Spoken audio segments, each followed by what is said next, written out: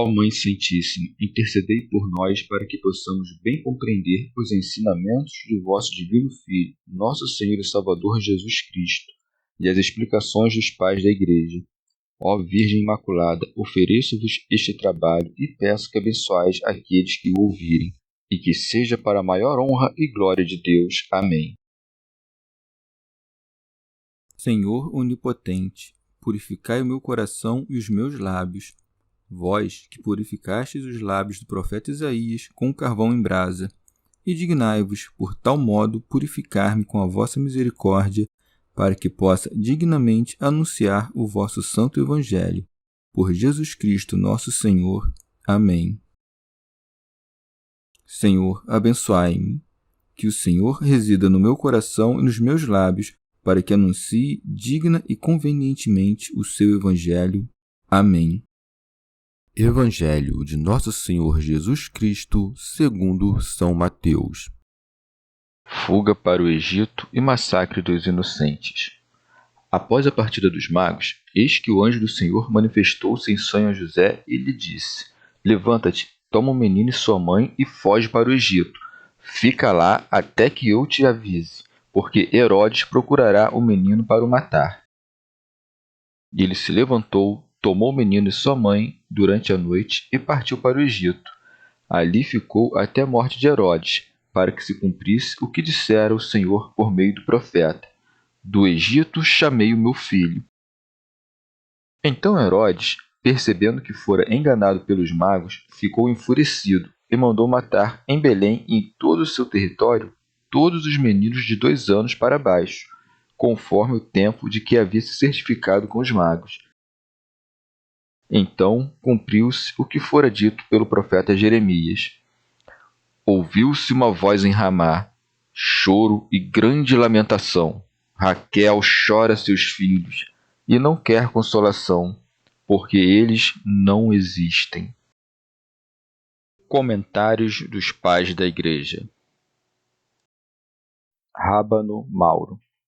Mateus omite aqui o dia da purificação, no qual o primogênito deveria ser apresentado no templo com a oferenda de um cordeiro ou um par de rolas ou pombas.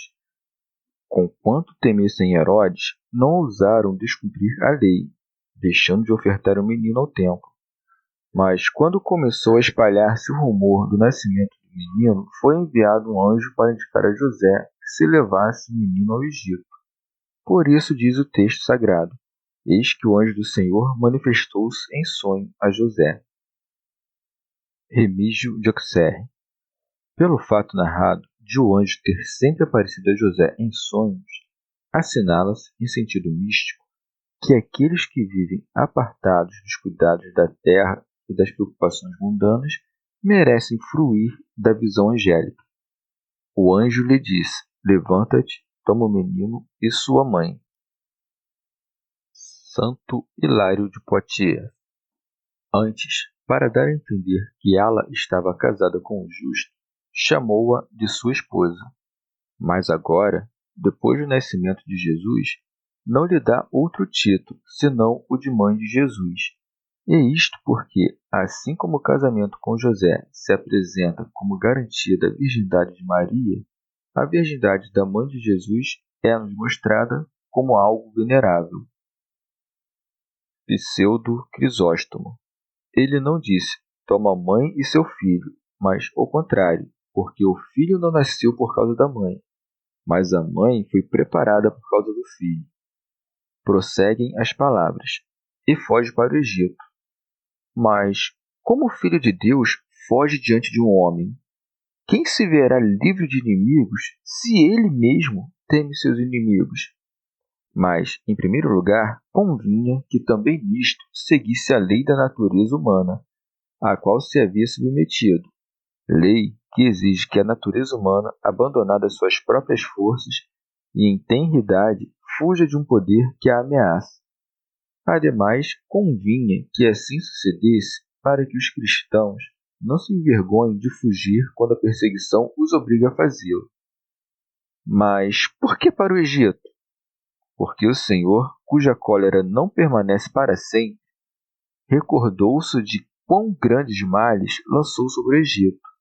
e, querendo dar a este povo um sinal de grande reconciliação, envia até lá seu filho como o único remédio que devia curar as 10 pragas de outrora, para que o povo, que antes fora perseguidor do seu povo primogênito, fosse agora feito guardião de seu filho unigênito, para que os egípcios, assim como violentamente dominaram aqueles, servissem a este com devoção, para que não mais fossem as águas do Mar Vermelho para se afogarem, mas as águas do batismo para receberem a vida. Santo Agostinho. Escuta o sacramento do grande mistério. Moisés, em outros tempos, havia fechado as portas do dia aos pérfidos no Egito. Cristo, lá chegando, devolveu a luz a estes homens que permaneciam nas trevas. Cristo foge não para ocultar-se, mas para iluminar. O texto sagrado continua: Fica lá até que eu te avise, porque Herodes procurará o menino para o matar. O infeliz tirano temia ser deposto de seu trono real, mas não era assim. Cristo não havia vindo para arrebatar a glória dos outros, mas para dar a sua. Ele se levantou, tomou o menino e sua mãe durante a noite e partiu para o Egito. Santo Hilário de Poitiers. Ao Egito cheio de ídolos, pois, perseguido pelos judeus, deixa a Judéia e dirige-se a povos entregues às mais vãs superstições, para por eles ser venerado. São Jerônimo. Quando toma a mãe e o menino para passar com eles ao Egito, falo de noite, em meio às trevas. Mas, quando volta à Judéia, o Evangelho não fala nem de noite, nem de trevas. Pseudo Crisóstomo. A brevidade da perseguição se compara à noite, o consolo ao dia. Rábano Mauro. Ou bem que, ao retirar-se a luz verdadeira, seus inimigos permanecem nas trevas e foram iluminados somente quando esta voltou a aparecer. São João Crisóstomo. Vê o tirano encher-se de furor logo que nasce este menino, e vê também a mãe fugir com o filho para a terra estrangeira, e que sirva isto de exemplo para que, quando começares alguma obra espiritual e passares por tribulações, não te perturbes, mas, guardando este exemplo, suporte tudo com virilidade. São Beda. O Salvador, conduzido ao Egito por seus pais, nos ensina que, muitas vezes, os eleitos se veem obrigados a fugir de seus lares pela perversidade dos maus, e também condenados ao exílio. Do que havia de dizer aos seus: quando vos perseguirem em uma cidade, fugi para outra? Nos deu primeiro o exemplo, fugindo como um homem diante de outro homem, aquele que, pouco antes, uma estrela apontara aos magos como quem deveria ser adorado. Remígio de Auxerre. O profeta Isaías havia previsto a fuga do Senhor ao Egito com estas palavras: Eis que o Senhor, levado sobre uma nuvem veloz, entra no Egito. Os ídolos do Egito comovem-se diante de sua face. Mateus tem o costume de confirmar tudo quanto diz, e isto porque escreveu para os judeus. Por isso acrescenta: cumprindo-se deste modo o que tinha sido dito pelo Senhor por meio do profeta: do Egito chamei o meu filho. São Jerônimo. Esta passagem não se lê na versão dos 70, mas no texto hebreu dos Oséias se encontram literalmente estas palavras: Quando Israel era menino, eu o amei, e chamei do Egito meu filho. Trecho que os 70 traduziram do seguinte modo: porque Israel é um pequenino, eu o amei e do Egito chamei meu filho. O evangelista se serve deste testemunho porque estas palavras se referem a Cristo de modo típico. Deve notar-se que este profeta, como todos os demais, prediz a vinda de Cristo e a vocação dos gentios de tal maneira que a raiz da história não é arrancada. São João Crisóstomo. É uma lei da profecia que o que ela repete muitas vezes de uns se veja cumprido em outros. Isto se vê cumprido nas seguintes palavras ditas sobre Levi e Simeão: Eu os dividirei em Jacó e espalharei em Israel. Isto não se cumpriu neles, mas em seus descendentes. Tudo isso é evidente nesta passagem, porque, sendo Cristo por natureza o Filho de Deus, é nele que se cumpriu esta profecia. São Jerônimo. Mas, por causa que opinam em sentido diverso, podemos explicar esta passagem de outro modo, introduzindo um testemunho dos números. Deus tirou-o do Egito. Sua fortaleza é semelhante à do rinoceronte. Remígio de Auxerre. José representa a sucessão dos pregadores da palavra divina, Maria, a Sagrada Escritura, o menino, o conhecimento do Salvador, a crueldade de Herodes, a perseguição que sofreu a igreja em Jerusalém, a fuga de José para o Egito, a vinda dos apóstolos aos povos infiéis. Egito traduz-se como trevas. O tempo que passou no Egito, o espaço de tempo desde a ascensão do Senhor até a vinda do Anticristo, a morte de Herodes, a extinção do ódio nos corações dos judeus. Pseudo Crisóstomo. Depois que o pequeno Jesus subjugou os magos, não com poder corporal, mas com a graça do Espírito, Herodes se encheu de furor, porque não tinha podido conquistar, a despeito do brilho e do esplendor de seu trono, aqueles a quem o pequeno Jesus, encostado num presépio, havia deslumbrado. Depois, desprezando-o, os magos acrescentaram mais motivo à sua dor, isto é, o que significam aquelas palavras. Então Herodes, percebendo que fora enganado pelos magos, ficou enfurecido. A cólera dos reis é grande e inextinguível quando nasce do desejo desordenado de reinar. Mas que fez ele? Mandou matar todos os meninos, como uma besta ferida que despedaça tudo quanto encontra pelo caminho, como se fosse a causa de sua ferida. Assim ele, enganado pelos magos, descarregava seu furor sobre os meninos. Pensando em meu sulfuror, dizia: indubitavelmente, os magos encontraram um menino que diziam que deveria reinar, porque um rei cheio de ambição de reinar suspeita de tudo, teme tudo. Por isso, mandou matar todos os meninos, para que encontrasse um no meio de todos. Santo Agostinho. Enquanto perseguia Cristo, Herodes ofereceu ao nosso rei um exército de mártires vestidos de trajes brancos. Jamais este inimigo profano teria podido oferecer a estes bem-aventurados meninos os benefícios que lhes ofereceu com seu ódio, porque, quanto maior foi o ódio com que os perseguiu, mais abundante foi a graça da bênção que neles resplandeceu. Ó bem-aventurados meninos, só poderá duvidar da coroa que merecestes com vosso martírio por Cristo aquele que duvide da graça que os meninos recebem com o batismo de Cristo. Aquele que pode ter anjos que o anunciassem, magos que o adorassem, teria podido também arrancá-los desta morte sofrida por ele, se soubesse que, por essa morte, eles pereceriam e não antes viveriam em maior felicidade. Que se afaste de nós o pensamento segundo o qual, ao vir Cristo para a salvação do mundo, não teria feito nada para premiar aqueles que deram seu sangue por ele, que, pendendo do madeiro, rogou pelos mesmos que o crucificavam. Rábado Mauro. Mas Herodes não se contentou com a assolação de Belém, e assolou também todos os lugares vizinhos.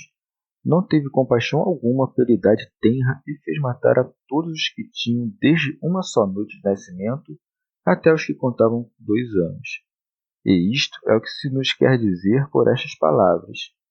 E mandou matar em Belém e em todo o seu território todos os meninos de 2 anos para baixo. Santo Agostinho.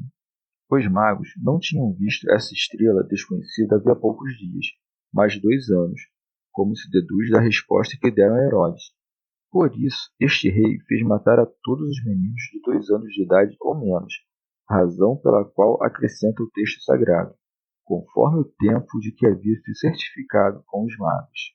Talvez temesse que esse menino, a quem as estrelas obedeciam, mudasse sua idade para ocultar-se e tivesse tomado a forma de uma idade maior ou menor. Parece que por isso mandou matar todos os meninos de 2 anos até os que só tinham um dia.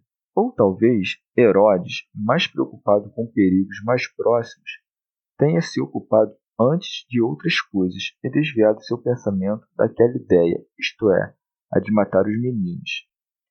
Ou pode ser que tenha pensado que os magos, enganados pela visão de uma falsa estrela, tiveram vergonha de voltar a ele sem ter encontrado o menino. Assim, ele deixou de lado o temor e deixou de perseguir o menino. E, completados os dias da purificação, Maria e José puderam, com segurança, subir até o templo. Quem, portanto, não é capaz de perceber que aquele único dia poderia passar despercebido a um rei ocupado com tantos assuntos? Depois disso, uma vez divulgadas as coisas que foram ditas e feitas no templo, Herodes percebeu que havia sido enganado pelos magos e, em seguida, como é dito aqui, matou muitas crianças. São Beda. Pela morte destes meninos foi designada a preciosa morte de todos os mártires de Cristo. Este martírio dos meninos ensina-nos que é pela humildade que se consegue a graça do martírio. Pelo fato de terem eles sido mortos em Belém e em todas as suas cercanias, revela-se-nos que a perseguição se estenderia pela Judéia, onde a igreja teve sua origem, e por toda a terra. Pelo fato de terem sido mortos os de 2 anos, indica-se os perfeitos na doutrina e nas obras. Já os mais novos indicam os simples. O fato de eles terem sido mortos enquanto Cristo escapou ensina-nos que os corpos dos mártires podem perecer pelas mãos dos ímpios, mas Cristo não pode ser deles retirado. São João Crisóstomo. Uma vez que o evangelista encheu de horror o ouvinte com a narração de tão sangrento martírio, para mitigar essa desagradável impressão, manifesta-nos que todas essas coisas não se sucederam porque Deus não podia impedi-las ou porque as ignorasse, mas segundo o que havia anunciado pela boca de seu profeta. Por isso diz: então se cumpriu. São Jerônimo. Mateus não refere esta passagem conforme o texto hebraico ou conforme os 70, o que prova que os evangelistas e os apóstolos não seguiram a interpretação de ninguém, mas que expressaram, como hebreus que eram, e em sua mesma língua, o que tinham lido em hebraico. Não devemos tomar Ramá pelo nome do lugar que se encontra perto de Geba. Ramá quer dizer alto, como se dissesse, uma voz foi ouvida do alto, isto é, ecoou por um grande espaço. Pseudo Crisóstomo. Talvez porque se tratasse da morte dos inocentes, diz-se que se ouvia nas alturas, conforme aquelas palavras: a oração do que se humilha penetrará as nuvens. A palavra choro significa o pranto das crianças, e lamento, os lamentos das mães. A dor das crianças acaba com a morte, mas a das mães se renova sempre com a memória. Por isso diz grande lamentação: Raquel chora seus filhos. São Jerônimo. Tendo nascido Benjamim de Raquel e não sendo Belém na tribo de Benjamim, poder-se-ia perguntar: por que Raquel chorava os filhos de Judá como seus próprios, isto é, os de Belém? A isto poderíamos responder brevemente que Raquel foi enterrada muito perto de Belém, em Efrata, e tomou o nome de mãe porque sua tumba se encontrava naquela região. Ou que, sendo Judá e Benjamim duas tribos unidas, e tendo Herodes mandado matar os meninos não só de Belém, mas de suas cercanias, compreendemos que pela carnificina de Belém também foram mortos muitos de Benjamim. Santo Agostinho. Ou porque os filhos de Benjamim, ligados a Raquel por laços de família, foram outrora extintos pelas outras tribos e apagados tanto do presente quanto do futuro. Então, quando viu os filhos de sua irmã mortos por uma tal causa, para erguerem-se como herdeiros da vida eterna, Raquel começou a chorar seus próprios filhos.